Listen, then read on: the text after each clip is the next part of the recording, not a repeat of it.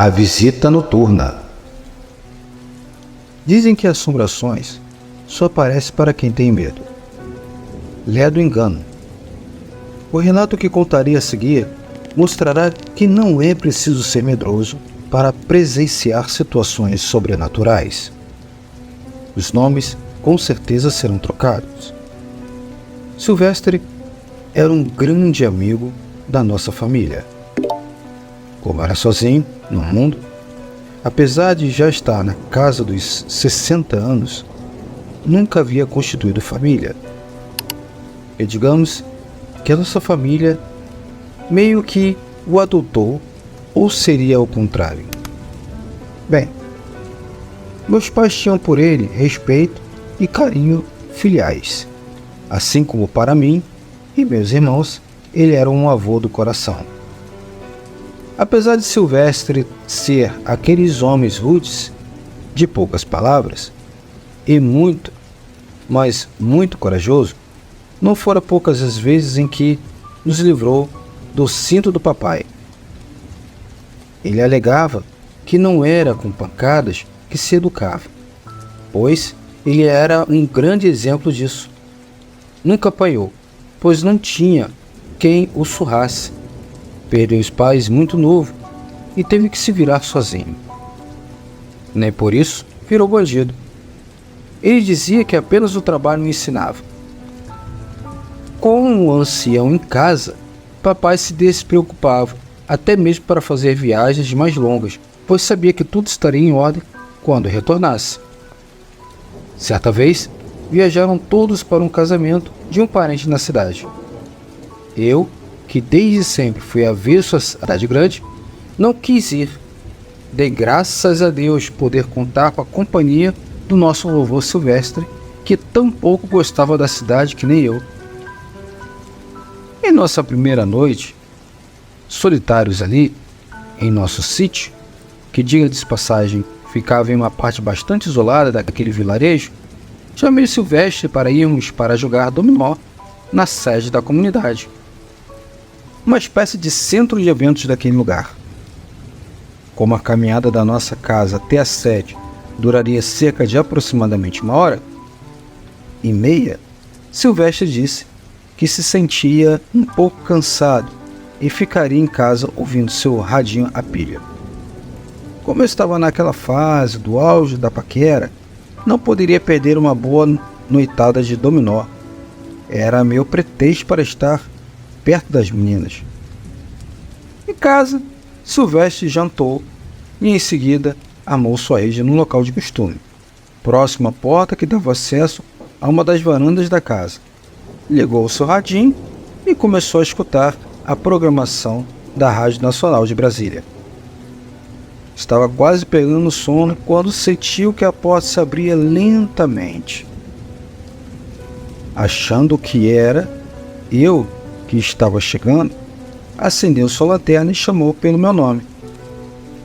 Sem ouvir a resposta, imaginando que eu poderia estar a lhe pregar alguma peça, decidiu ignorar, para não me dar ibope.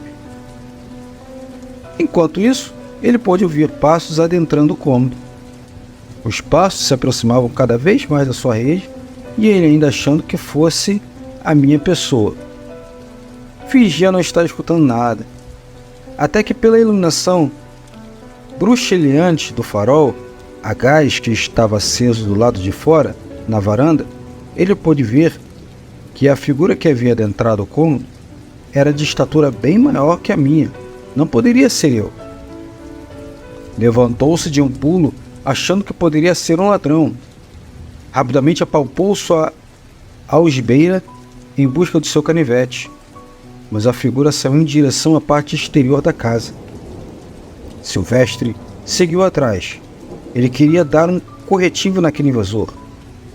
Quando percebeu seus passos pregando o caminho que levava à mata que ficava na parte de trás da casa, partiu disparado atrás da criatura. Numa das mãos, a lanterna e na outra o canivete. Ele iria alcançar aquele invasor e ele iria pagar pela afronta, pensava Silvestre consigo mesmo. Mas por mais rápido que Silvestre caminhasse, não conseguia alcançar o suposto invasor. Ele fazia sinais de que não andava tão depressa, mas incrivelmente Silvestre não o alcançava. Conforme adentravam mata dentro, Silvestre não se dava conta de que aquilo poderia ser algo sobrenatural. Com certeza por conta da coragem que era para ele como um troféu a ser exibido. Em certo momento, um assovio profundo pôde ser ouvido. E é aí que meu avô percebeu que não era algo desse mundo. Caindo em si, Silvestre notou que já estava há muito distante da sua casa e, enchendo o peito de coragem, deu meia volta e correu dali o mais depressa que pôde. Aquele homem de 60 e tantos anos nunca havia conhecido o sentimento chamado medo. Naquela noite ele sentiu. Chegou em casa, apanhou sua rede e correu para longe dali. Seu medo era tanto que nem pensou que eu logo chegaria e dormiria sozinho. E foi o que aconteceu. Cheguei em casa e, como não o encontrei, imaginei que ele estaria pescando ou algo assim. Dormi tranquilamente, sem nada fora do normal. No dia seguinte, Silvestre foi para me ajudar nos afazeres do sítio. Me contou o que viveu na noite anterior e até se desculpou por ter partido tão depressa. Mas precisava fazer isso. Ele me chamou para ir dormir na casa do meu tio, onde ele passou todas as noites a partir daquele dia. Eu, como sou prevenido para essas coisas, aceitei. Eu é que não queria que aquela coisa me achasse ali sozinho. No entanto, não houve mais nenhuma aparição semelhante com aquela naquele sítio. Estranhamente, Silvestre faleceu 2 meses após aquele episódio. E o que vocês acham que poderia ter sido? Coisas sobrenaturais acontecem sem percebermos e sem contarmos a hora, nem o local e nem o dia.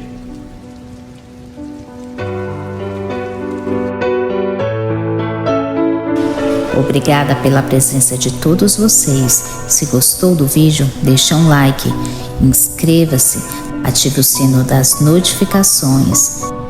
Se tiver alguma história, mande para a gente. Muito obrigada a todos. Até a próxima reunião do Clube do Além.